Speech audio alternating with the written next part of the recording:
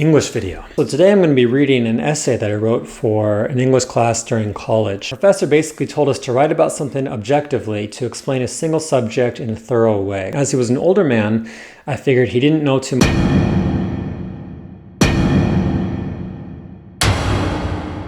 Pocket Monsters is the name of a war simulator, as well as its various components and related consumer products, first published by Nintendo Heavy Industries in 1995. In said simulator, the user takes the role of the trainer anti-hero, an adolescent male plagued with delusions of grandeur. The primary goal is to conquer numerous political regions through the cultivation and forceful manipulation of 150 biologically unique creatures. Creator Tsunekazu Ishihara explains the importance in finding an appropriate name for the franchise. We originally called it My Animals, but quickly decided the title failed to appropriately convey the series' most important element: violence. Thus, after much internal debate, the committee decided on Pocket Monsters. Ishihara elaborates, by having users force their creatures into impossibly tight prisons, and moreover, intentionally and repeatedly refer to said creatures as monsters, we felt they would be able to abandon their morals and, if only temporarily, experience a mindset normally deemed impermissible by modern society. Thus, Pocket Monsters. Pokemon for short. A pawn is to Ekans as the queen is to Mewtwo. Much like chess, the Pokemon universe is dictated by the complex interaction of its eclectic pieces. Some creatures listed in the Pokédex are small enough to fit into a human palm, while others boast lengths of more than 10 meters. The habitats for said creatures are equally diverse. Forest grasslands, river soils, lightless caves, collapsed castles, your mother's milk. Certain species can even inhabit the extreme conditions of molten lava or the deep ocean. Each species exhibits its own strength and weakness, as well as mode of communication. The flagship creature, Pikachu, for example, takes the form of an electrically charged cat-raccoon hybrid which can produce no more than permutations of its own name. Pika Pika is the most common of all utterances. The rock serpent Onyx, on the other hand, can create only an assortment of grunts and bellows, all of which are indiscernible to even the most highly trained Pokelinguist. While there is some evidence which indicates interspecies communication, there are no clear signs of a mutually intelligible universal language. Despite this, the creatures are peaceful by nature and can often be seen living together in harmony. It is not these organisms themselves, but the trainers who ultimately upset the peace. Trainers turn peaceful creatures into pocket monsters. Trainers are human war generals who use their superior intelligence to enslave and manipulate the creatures of the Pokemon universe. Using their Pokemon, trainers battle with one another in a never-ending pursuit of experience, wealth, and fame. This relentless lifestyle creates a vicious cycle, often resulting in the I want to be the very best complex, a power-hungry form of psychosis. Particularly powerful trainers are akin to history's most infamous military tyrants. Misty, the cunning leader of Cerulean City, shows striking similarities to Isoroku Yamamoto with her hot head and water-based attacks. Likewise, the brute force wielded by earth-based Brock can easily be compared with Stalin's Iron Fist. Final boss and perfectionist Gary is clearly modeled after Hitler. Each and every trainer aspires to become a Pokemon Master, the most powerful trainer of his or her time. Pokemon Masters are unparalleled in their knowledge of the Poke universe, possess vast riches, and most importantly, command a team of up to 6 powerful Pocket Monsters. Acquisition of Pocket Monsters is an arduous task. Creatures will never willingly leave tranquility for fascist military service. Trainers, then, must force their creatures into service. Using a series of brutal physical, elemental, and sometimes mental attacks, trainers will crush the will of their desired creature until it briefly enters a coma-like state. During this window, Pokemon are extra susceptible to capture. This is the ideal time for trainers to apply physical restraints, usually in the form of metallic spheres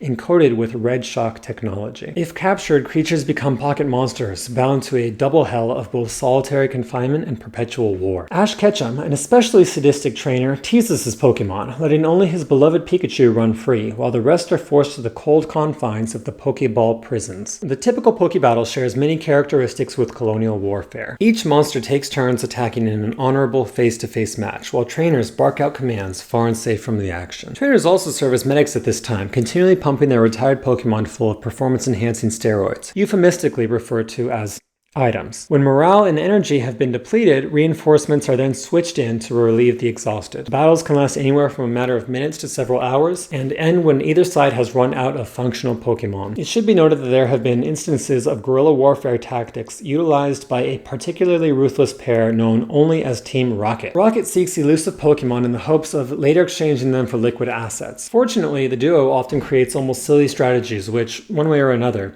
end up catapulting them from the battlefield, making them little to no threat for the average trainer. Deep and relatable characters, a complex battle system, themes of war, betrayal, and mental sickness. By boldly throwing out the happy-go-lucky world of the Super Mario Bros., Pokemon immediately captured the interest of millions. Though it's been more than a decade since its release, every year there are new Pokemon sequels, movies, and even children's toys. Fans eagerly await what the future has in store for this brilliant yet violent franchise. Professor Lindbergh's comments. How does elemental differ from either physical or mental as a third category? You noob!